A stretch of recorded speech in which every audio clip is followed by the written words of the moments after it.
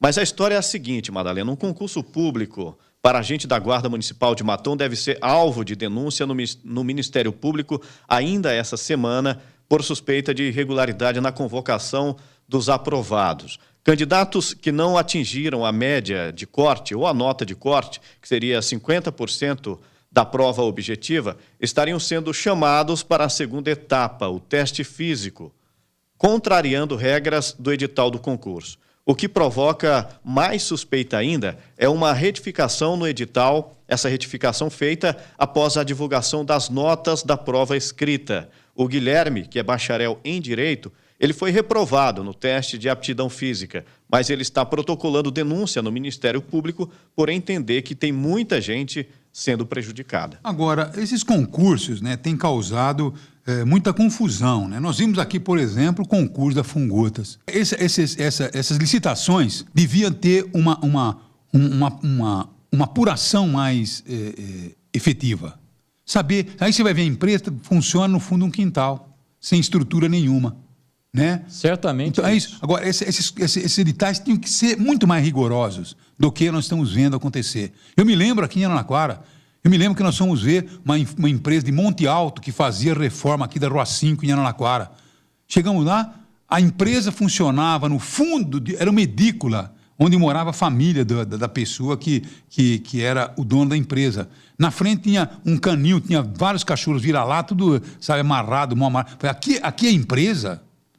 Como é que uma empresa dessa pode ganhar uma concorrência? Tanto que a obra parou e teve que abrir uma nova licitação, demorou pra caramba, quer dizer, foi um transtorno naquela época, lembra? No caso do concurso de Matão, Madalena, a empresa que aplicou a prova é a IBAN, que é o Instituto Brasileiro de Administração Pública. Não deveria cometer essa falha, alterar o edital com concurso em andamento. A IBAN é aquela que passou o recado, né, para os vereadores sobre a questão. Disse que era regular. Claro que a IBAN vai sempre dizer que tudo é regular.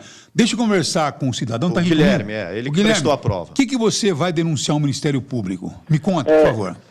Bom dia, Madalena. Eu queria, primeiramente, agradecer a participação. É o seguinte, na data de 10/12 do ano passado, dezembro, foi aplicada a prova objetiva da Guarda Municipal.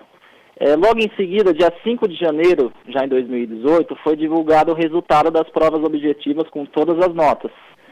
E o que aconteceu? Que é o ponto que eu cheguei. Logo em seguida, na data de 12/1, após a divulgação do edital com as notas, foi feita uma retificação no edital.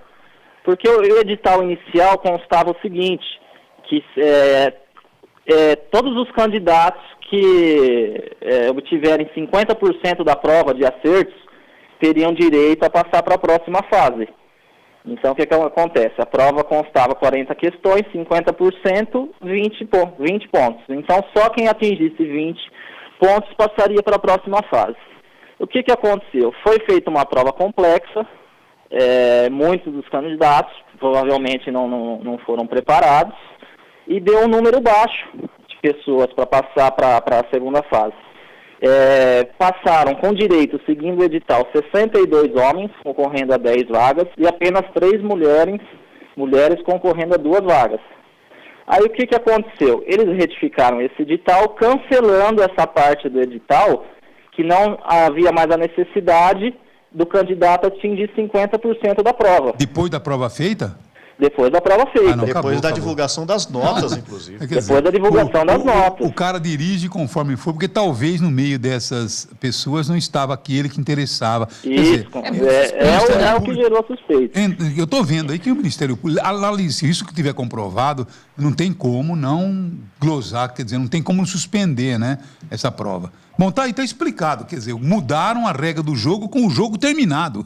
Quer dizer, o Corinthians ganhou de 2-1 do Palmeiras, não valeu os 2 gols, o Palmeiras ganhou de 1-0. Quer dizer, é o fim do mundo, né? Depois do jogo. É o fim do mundo. Madalena, eu já disse aqui no programa e vou repetir insistentemente, se o Ministério Público tiver coragem para mexer nessa indústria de concurso público, nós vamos ver gente presa a dar com pau.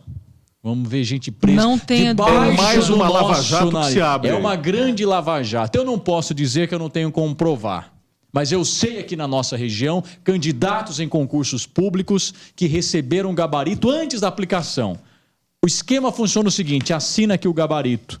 Porque depois a gente pra assinala você. os acertos necessários para você se classificar. Aí não tem como pegar, porque o cara tem um gabarito assinado. Você vai pensar que a pessoa assinou no dia da prova, preencheu certinho, a pessoa assina antes da prova. Eu, infelizmente, não posso denunciar que eu não tenho como provar.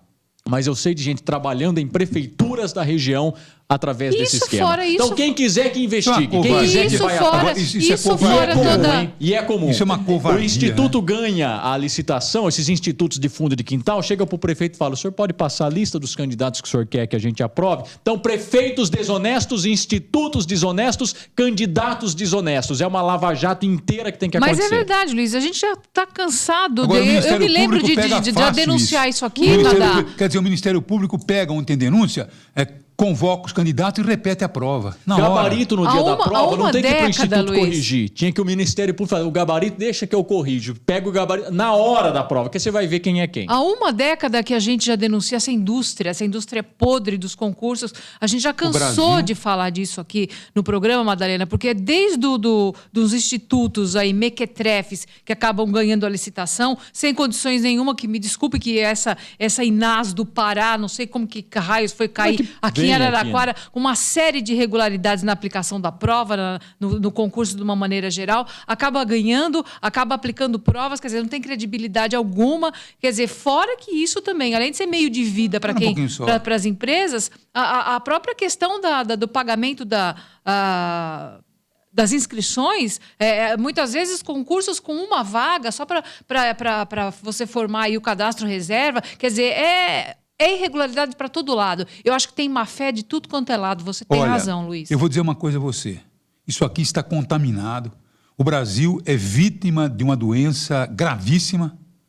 O Brasil é vítima de uma doença gravíssima, que é a corrupção, que é a desonestidade. Eu sinceramente, imagine você ter alguém na família que pega uma prova já com assinatura de que vai ser classificado. A injustiça que você pratica com os demais candidatos. Faz todo mundo de palhaço. Pode ser o seu filho, pode ser seu neto, pode ser alguém da sua família que está brigando, estudando para ser reconhecido. De repente, a vaga é dada por alguns privilégios, por alguma dependência de, vamos dizer, agentes políticos, cabos eleitorais, pessoas muitas vezes sem um pingo de honestidade, sem um pingo de ética, sendo beneficiadas numa situação como essa. O Brasil está contaminado. E gente sem capacidade, né? Sem ética e sem capacidade para estar lá. Porque se a pessoa precisa burlar um concurso para chegar, porque ela não tem condições de estar entre os melhores, os classificados.